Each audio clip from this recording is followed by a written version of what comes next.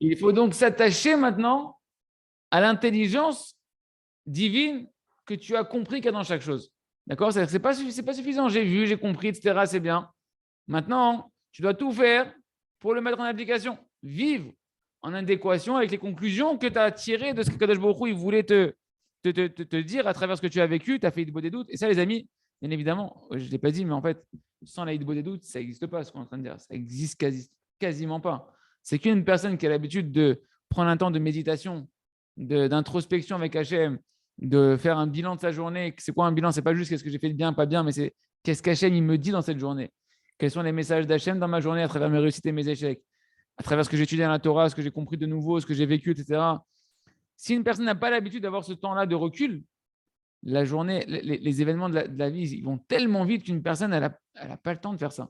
D'accord? Il faut prendre le temps de prendre du recul. D'accord? Et à ce moment-là, une personne, dans sa des doutes, elle réfléchit, elle dit voilà, il s'est passé ça, ça, qu'est-ce que tu veux me dire, Kadosh Baruch Hu? Kodem Kol, les amis, pour décrypter ça, déjà, d'abord, pour arriver à trouver des conclusions. Ouais. Le Rav me dit, c'est un klal. Rabbi Nachman me dit que la liberté de penser, ouais, c'est pas comme on pense en France, la liberté d'expression, la liberté de penser, etc. C'est pas du tout ça. La liberté, c'est-à-dire quoi? C'est-à-dire de pouvoir arriver à ce que ton cerveau il fonctionne comme ta Neshama voudrait qu'il fonctionne, pas comme ton Yetzer Hara voudrait qu'il fonctionne. De pouvoir arriver à des bonnes conclusions, aux conclusions qu'Hachem il veut que tu arrives. D'accord? De pouvoir être maître de son cerveau, on va dire, et dans le sens de pouvoir faire que ton cerveau il va capter l'intelligence divine qu'il y a dans chaque chose. Rabbi Nachman il dit c'est que dans la simcha. Il dit le monde de la liberté du cerveau, c'est la simcha. Tant que tu es triste, tant que tu es dans la non-acceptation de la situation dans laquelle tu es, tant que tu es dans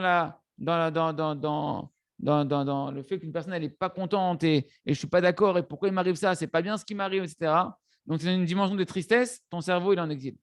Hachem, c'est à quoi que ton cerveau il est en exil? Tu n'auras pas l'aide divine pour arriver aux bonnes conclusions qu'Hachem il veut pour toi. Hachem veut te rapprocher de lui. Mais toi, si tu es triste, tu vas réfléchir et tu vas arriver à des conclusions qui vont t'éloigner d'Hachem, qui vont t'affaiblir, qui vont te décourager, etc. Donc en réalité, avant d'arriver aux bonnes conclusions, il faut déjà être dans la simcha, savoir que c'est un d'Hachem, que le but c'est de me rapprocher de lui, il veut me rapprocher de lui à Kadosh Baruch Hu. Et seulement après, je réfléchis. C'est ça que le Rav dit, tant que tu n'es pas arrivé à Kol et Tova, que tu n'as pas la Emouna, que avant tout est pour le bien, pour te rapprocher d'Hachem, cherche pas à arriver aux conclusions, tu n'arriveras pas aux bonnes conclusions. D'accord? D'abord, tu travailles, c'est comme ça qu'Hachem il veut. Il y a une intelligence divine pour me rapprocher de lui. C'est pour mon bien. Je suis Bessimcha. Ah, qu'est-ce que tu veux de moi, Kadosh Baruch Hu? Comment tu veux me rapprocher de toi, Kadosh Baruch Hu?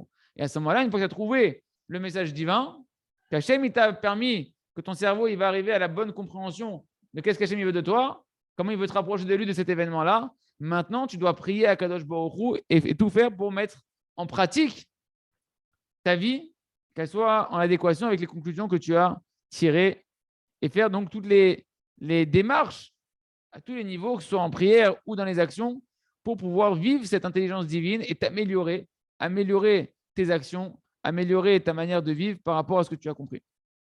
Il me dit Rabbi Nachman pourquoi? Parce que quand tu vas faire ça, à ce moment-là, ça,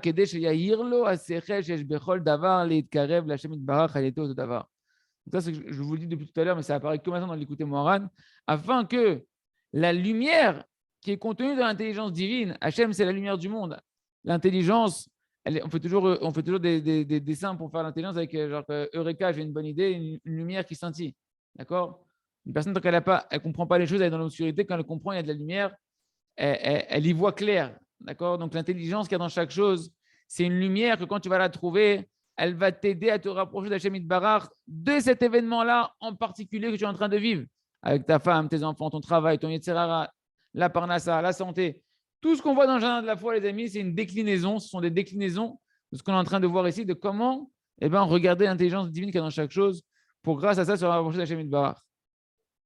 Parce que Kadosh Baruch Hu, comme on l'a dit, il t'a présenté une pensée. Il t'a amené une parole dans ta bouche, une action en fonction du jour en question dans lequel tu es, en fonction de l'homme, en fonction de l'endroit dans lequel il est. D'accord? Et tout ça, ça renferme des allusions d'Akadosh Baruch Hu pour te rapprocher de lui. Comme ça, c'est marqué très explicitement dans la Torah 54 de l'écouter Moran. Qui a Sechel ou Orgadol. Parce que l'intelligence, et l'intelligence divine en particulier, c'est une grande lumière. C'est quoi, c'est une grande lumière? Elle peut t'éclairer ou meir lo bechol drachav.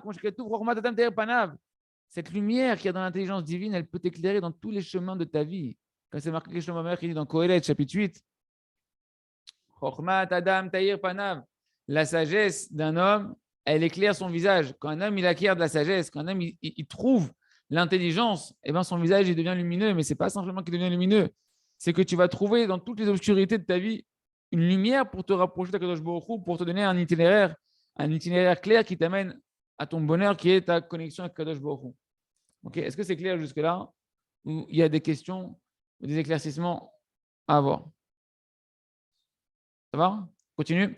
Donc là, il dit, plus un homme il va mériter de dévoiler l'intelligence divine qui se renferme dans l'événement qu'il est en train de vivre ou dans la chose qu'il est en train de vivre, ouais, plus il va mériter d'avoir un visage lumineux. Comme c'est marqué, Hachem Ori. Hachem, c'est ma lumière. Là-bas, c'est marqué quoi? Hachem, c'est ma lumière. C'est marqué, même quand je suis dans l'obscurité, Hachem, c'est ma lumière. Cherche Hachem. Cherche le message divin positif qu'il y a dans la situation et tu verras que tu vas retrouver une lumière qui va t'éclairer et qui va te permettre de te rapprocher d'Hachem et donc de trouver un bonheur. Hachem, il devient lui-même ta lumière pour t'éclairer. Dans tout ce qui t'arrive, par exemple, on peut apprendre ça de Moshe Rabbeinu. Regarde Moshe Rabbeinu lorsqu'il était encore un berger dans le troupeau de Yitro, son beau-père, et il a vu le buisson, le fameux épisode du premier dévoilement d'Akadosh Baruch Hu à Moshe Rabbeinu, qui nous est en tout cas mentionné dans la Torah, c'est le buisson ardent. Ouais, où il va recevoir la mission d'aller délivrer le Ham Israël. Et il voit un buisson qui brûle et qui ne se consume pas. Et Moshe, il se rapproche. C'est marqué qu'il s'est rapproché du buisson pour aller réfléchir, méditer sur cette chose qu'il est en train de voir. Pourquoi c'est quoi cette histoire que je vois un buisson qui brûle et qui ne consume pas? Et là, il y a eu de se poser une question. Il dit, alors, il faut comprendre quelque chose. Pourquoi Moshe Rabbeinu, il a eu besoin de se rapprocher? Pourquoi il a pensé à aller se rapprocher et aller vérifier les choses de plus près? On dirait, genre, Kilou, je veux vraiment être sûr qu'il n'est pas en train de cramer le buisson et pourtant il y a du feu, etc. Ken. En réalité, c'est parce que Moshe Rabbeinu, Hachem veut nous mettre l'accent sur le fait que Moshe Rabbeinu, il avait l'habitude de regarder et de réfléchir à chaque chose qu'il voyait, à chercher l'intelligence divine dans chaque chose. Pas simplement voir de loin comme ça, j'ai vu, ok, bon, ok, ça brûle, ok, ça brûle sans être consommé, etc. Non. C'est pélé. Il se passe quelque chose de pélé ici. Il se passe quelque chose d'extraordinaire. Et donc, je ne peux pas simplement regarder la chose comme ça et la contempler simplement. Je veux essayer de comprendre qu'est-ce qui se passe. C'est quoi? Il y a un message ici. Je veux m'attacher à ce message-là. Et donc, il a réfléchi en quoi ça me parle à moi? Pourquoi moi, je vois ça? Pourquoi moi, je vois un buisson qui brûle et qui n'est pas consommé? Ken? Comme c'est marqué dans la Torah, Moshe, Asurana VRE, je vais m'écarter, je vais me rapprocher pour aller voir cet spectacle, ce mar'é gadol, ce spectacle extraordinaire. Pourquoi il ne brûle pas? Pourquoi il n'est pas consumé? Et c'est simplement quand Akadosh Baruch Hu, il a vu que Moshe, il s'est écarté pour voir et méditer ce qu'il était en train de voir, Ken, alors Akadosh Baruch Hu s'est dévoilé à lui. Tant qu'il ne s'était pas rapproché, Moshe, tant qu'il n'a pas fait l'effort d'aller se rapprocher, de chercher à comprendre qu'est-ce qu'on veut lui dire ici, Hachem, il ne s'est pas dévoilé à lui. Quand maintenant, il a fait l'effort de pas juste regarder les choses, mais de vouloir comprendre ce qui se passe ici, alors Akadosh Baruch Hu, il s'est dévoilé à lui. Ken. Et il lui a donné, donc, Akadosh Baruch Hu, ici, en fait, après, l'intelligence qui se renferme dans cette apparition que Akadosh Baruch Hu, il lui a fait. Parce qu'Akadosh Baruch Hu, il savait que Moshe, c'est lui qui devait devenir le manig, le dirigeant du Ham Israël. Donc, c'est pourquoi Akadosh Baruch Hu, Bachal et Gaot Elav Davka Mitoch Etz, Parchut Kmo Asene. C'est pour ça que Hachem, il a voulu précisément se dévoiler à Moshe, qui va être le dirigeant du Ham Israël, dans un petit arbre. C'est un petit arbuste. Le buisson, c'est un tout petit arbuste. Pour lui montrer quoi? Que Akadosh Baruch Hu, il veut lui faire comprendre, sache que moi, toi, tu vas être dirigeant, donc tu vas être mon représentant. Hein? Et ben moi, je suis, même avec les plus petits du Ham Israël, même les plus petits buissons qui ne sont pas intéressants, qui sont avec plein d'épines, etc., moi, je suis avec eux. Je reste avec eux. Ken. Même que tu vois que c'est Ken, les plus petits du Ham Israël, je suis avec eux. Et ça, c'était un grand renforcement pour Moshe. Pour apprendre un message en tant que manig, en tant que dirigeant du Ham Israël, de savoir que même au moment où le Ham Israël il se trouve dans les dégradations spirituelles les plus basses, dans les niveaux les plus bas spirituels, Hachem, il est avec eux. Et donc, moi, en tant que dirigeant, je ne dois pas m'empêcher de prier pour eux, d'attirer de la miséricorde d'Hachem sur eux. Et nous aussi, on doit faire la même chose. C'est-à-dire quoi? Prêter attention de comprendre qu'est-ce qu'Hachem il veut de nous, qu'Hachem nous appelle constamment pour nous rapprocher de lui. Et on doit chercher cette vérité-là dans chaque élément de notre vie. Et c'est sûr que si on fait ça, peu importe ce qu'on traverse, même si on est comme un buisson, que tu dis, attends, on ne sait rien, non. Hachem, même quand tu es dans un état tout petit, Hachem, il est avec toi, cherche-le et tu verras une lumière qui va t'aider à te rapprocher de Kadosh Baruch Hu. Ken. Maintenant qu'on a vu ça, Rabbeinu nous explique comment ça se met en place, cette notion-là de voir l'intelligence dans chaque chose. Il nous dit, Zebechinat Yaakov. Cette dimension-là de voir l'intelligence divine qu'il y a dans chaque chose, c'est la dimension de Yaakov. Pourquoi? Yaakov Zachar Labchora. Parce que Yaakov, il a mérité le droit d'aînesse. Et le droit d'aînesse, c'est une dimension de Réchit, Sheou Réchit. Réchit, c'est les prémices. Le droit d'aînesse, il revient au premier-né, à celui qui est sorti en premier du ventre de la maman. Donc, la Bechora, le droit d'aînesse, c'est la notion de prémisse. Ouais. Et c'est Yaakov qui va le racheter à Esav. Donc, Yaakov, il n'est pas sorti le premier. On dit qu'il a été enfanté le premier. C'est la première goutte qui est rentrée. Mais malgré tout, il est sorti en deuxième. Mais il va racheter le droit d'aînesse à Esav. Et donc, il va mériter le droit d'aînesse. Shu Bechinat Chochma. Et ce droit d'aînesse, qui est en fait la notion de prémisse, c'est la dimension de la sagesse. Yaakov, il va hériter, quand il va racheter le droit d'aînesse, cette capacité de pouvoir voir la sagesse qu'il y a dans chaque chose. D'accord? Comme c'est marqué, comme c'est marqué, Reshit Rochma, Yirat Hashem, Reshit Rochma. Tu vois que les prémices qui sont en fait, qui reviennent, qui confèrent le pouvoir de la Bechora du droit d'aînesse, sont liées à la sagesse. Reshit Rochma. La sagesse, c'est le début de toute chose. Dans les sphirotes, la première sphère après Keter, que des fois on ne compte pas, c'est la Chokhma. C'est la Chokhma qui va être la première sphère de toute la Hashpa, de toute l'influence de la lumière divine, jusqu'à la Malchut, jusqu'à la royauté, la dernière sphère. La première sphère, c'est la Chokhma. Donc tu vois que la Bechora, le droit d'aînesse, qui revient au premier-né, au Réchit, lui confère en fait quoi? La Chokhma, qui est la sagesse. Cette capacité de pouvoir voir la sagesse dans chaque chose. Yaakov Avinu, il va hériter du droit d'aînesse, c'est-à-dire quoi? De la capacité de voir l'intelligence divine qu'il y a dans chaque chose, qui est le Réchit, qui est le début de toute compréhension. Et c'est ça qu'on va hériter en tant qu'âme Israël, être un Ish Israéli, à l'image de Yaakov, qu'on va appeler Israël dans sa grande dimension à Yaakov. Quand l'âme Israël est dans sa dimension spirituelle élevée, on l'appelle Israël, non pas Yaakov, mais Israël. C'est être capable de voir l'intelligence divine qu'il y a dans chaque chose. Et donc, c'est ça qu'il a dit Esav, qui est en regard, qui est à l'opposé de Yaakov. Il a dit quoi quand il lui a volé, quand il lui a acheté le droit d'aînesse, et qu'après il a pris la bracha qui va avec le droit d'aînesse en se déguisant en Esav. Il a dit Vayagveni zepa'amaim. Yagveni, ça vient du mot Yaakov. Ouais. Et en réalité, le Targum Onkelos, comment il traduit le mot Yagveni? Le sens simple, c'est il m'a roulé 2 fois. Ouais. Mais le Targum Onkelos, il dit non, c'est pas. Le mot Yagveni veut dire Vechakemeni.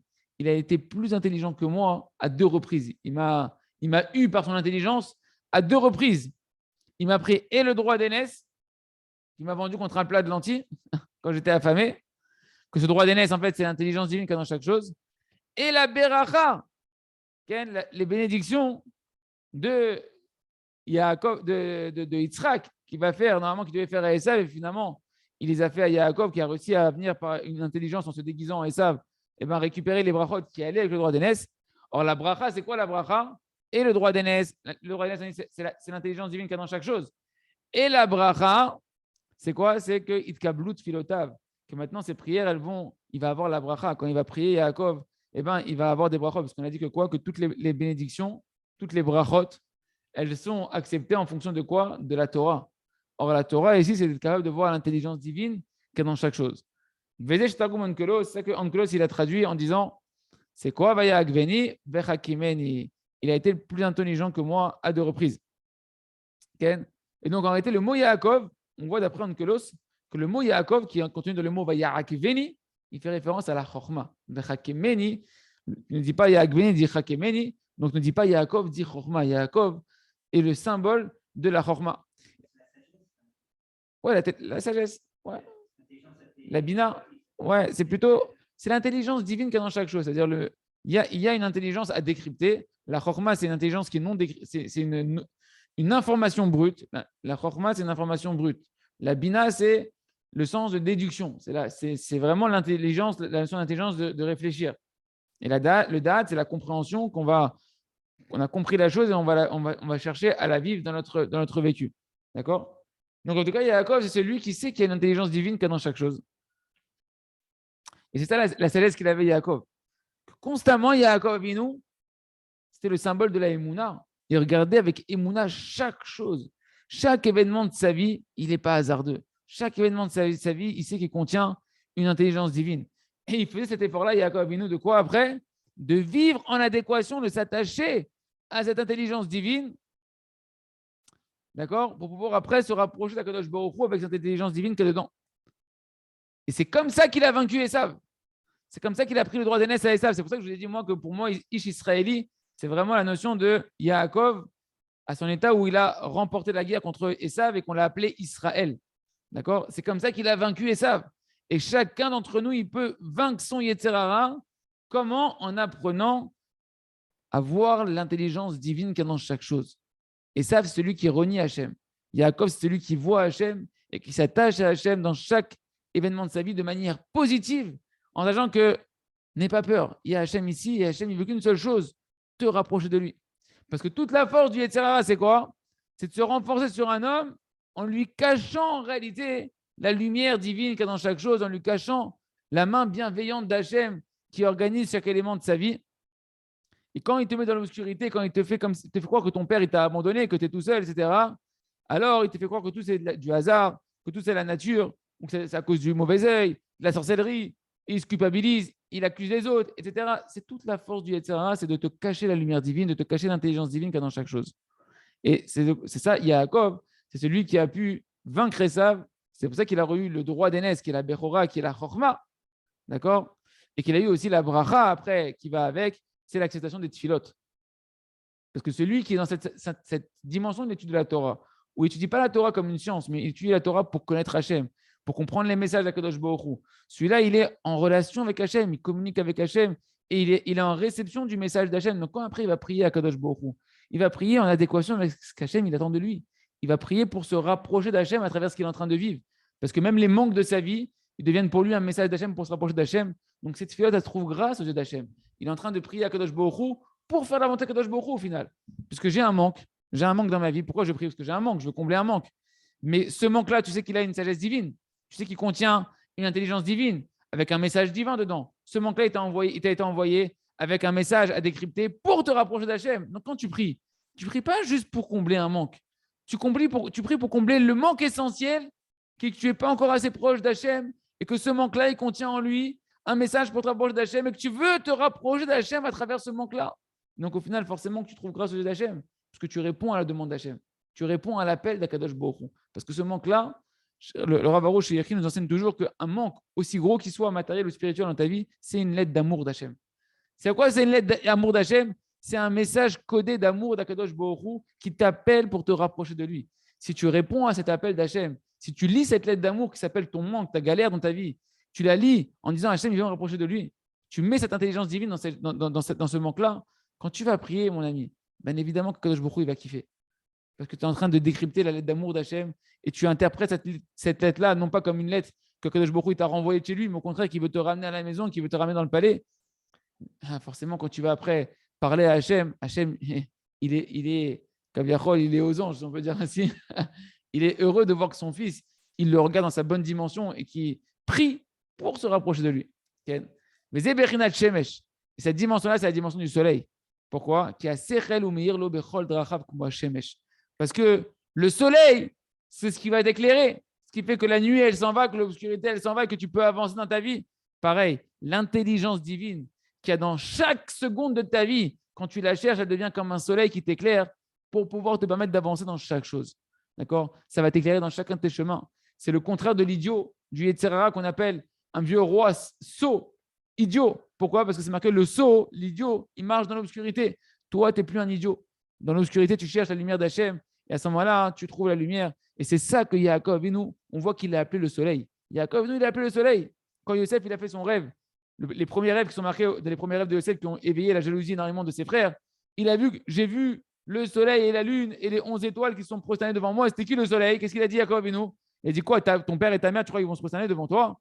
Ils ont entendu quoi? Le soleil, c'est le père, c'est Jacob Avinu. Et la mère, c'était donc Rachel ou bien Léa, etc. Donc tu vois que Jacob, il est appelé par Yosef, il est représenté par le soleil. Okay? On voit que Moshe Rabbeinu également aussi, tous ceux qui sont les tzadikim, ouais, qui représentent l'intelligence, le da'at, la chokma du Ham Israël, ils sont représentés par le soleil. Tu vois que Moshe Rabbeinu, il est comparé également aussi au soleil. C'est marqué que le visage de Moshe, il est comme le soleil, tandis que le visage de Yehoshua, il est comme la lune. Donc tu vois que le tzadik, il est la notion du soleil, c'est l'intelligence divine. Et de la même manière que toi, tu ne peux pas regarder le soleil dans les yeux, Ken.